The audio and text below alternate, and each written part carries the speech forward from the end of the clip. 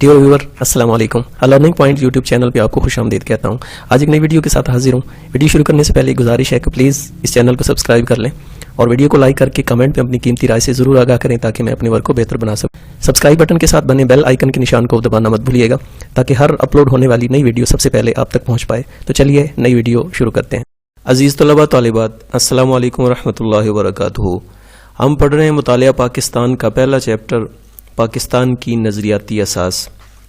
ہمارا آج کا ٹاپک ہے علامہ محمد اقبال کے ارشادات کی روشنی میں نظریہ پاکستان کی وضاحت. عزیز طلباء طالبات، جیسا کہ آپ پچھلے اسباق میں پڑھ چکے ہیں کہ نظریہ پاکستان سے مراد ایک علیحدہ ریاست قائم کی جائے جہاں پر برصغیر میں رہنے والے مسلمان قرآن و سنت کے مطابق یعنی اسلام کی تعلیمات کے مطابق زندگی گزار سکیں. برصغیر پاک و ہند میں مسلمانوں نے صدیوں تک حکومت کی تھی اور وہ اپنے مذہب اسلام کے مطابق آزادی سے زندگی بسر کر رہے تھے، لیکن جب انگریزوں کا اقتدار قائم ہوا تو اس سے مسلمانوں کی جو ایک آزادانہ حیثیت تھی اس کو بہت بڑا نقصان پہنچا. غیر مسلم چاہے وہ انگریز ہوں یا ہندو یا دیگر اقوام، تو مسلمان ان کے محکوم ہو کر بہت مجبوری کی حالت میں زندگی گزار رہے تھے. برصغیر پاک و ہند کے سیاسی اور معاشرتی حالات بتا رہے تھے کہ جب برصغیر سے انگریزوں کا راج مکمل طور پہ ختم ہو جائے گا تو برصغیر پر ہندوؤں کی اکثریت ہونے کی وجہ سے ہندوؤں کی حکومت قائم ہو جائے گی اور مسلمان قوم انگریزوں کی عارضی غلامی سے تو نجات حاصل کر لے گی لیکن ہمیشہ کے لیے ہندوؤں کی غلامی میں چلی جائے گی. مسلم اکابرین جن میں سر سید احمد خان، علامہ محمد اقبال، قائد اعظم محمد علی جناح اور دیگر بڑے نام شامل ہیں.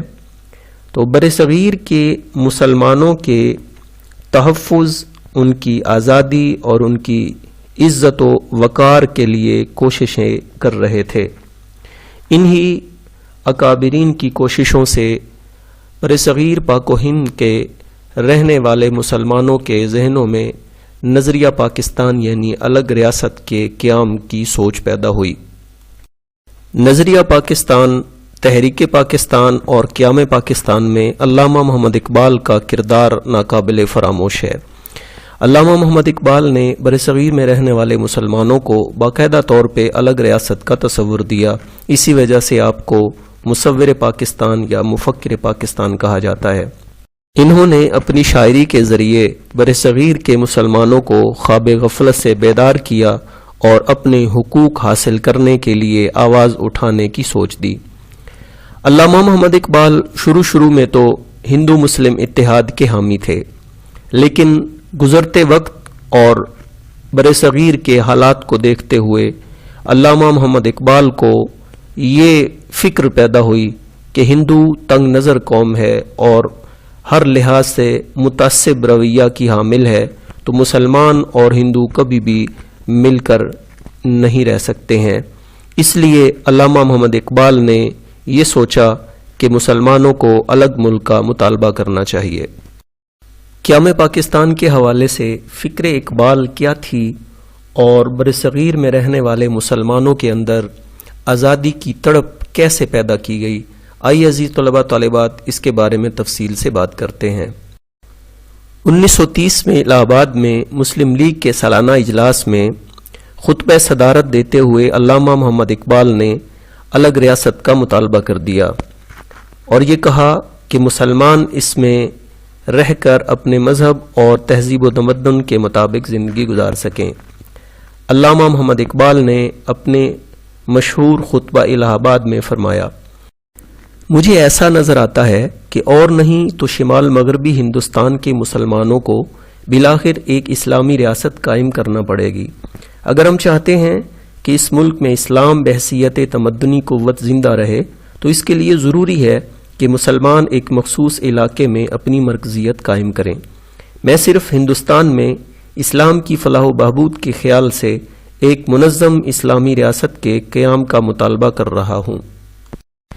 علامہ محمد اقبال یہ دعویٰ کرتے تھے کہ ہندو اور مسلمان ایک ریاست میں، ایک مملکت میں کبھی بھی اکٹھے نہیں رہ سکتے ہیں، اور جلد یا بدیر مسلمانوں کو اپنی علیحدہ مملکت قائم کرنا پڑے گی۔ علامہ محمد اقبال نے برصغیر میں اس تصور کو مسترد کر دیا کہ برصغیر پاک و ہند میں صرف ایک ہی بڑی قوم ہے۔ علامہ محمد اقبال مسلمانوں کو بھی باقاعدہ طور پہ ایک الگ اور جداگانہ قوم کی حیثیت دیتے تھے۔ علامہ محمد اقبال اسلام کو ایک مکمل نظام حیات مانتے تھے۔ آپ نے اس تصور کو یوں واضح فرمایا: انڈیا ایک برصغیر ہے، ملک نہیں۔ یہاں مختلف مذاہب سے تعلق رکھنے اور مختلف زبانیں بولنے والے لوگ رہتے ہیں، اور مسلم قوم اپنی علیحدہ پہچان رکھتی ہے۔ تمام مہذب قوموں کا فرض ہے کہ وہ مسلمانوں کے مذہبی اصولوں اور ثقافتی اور سماجی اقتدار کا احترام کریں۔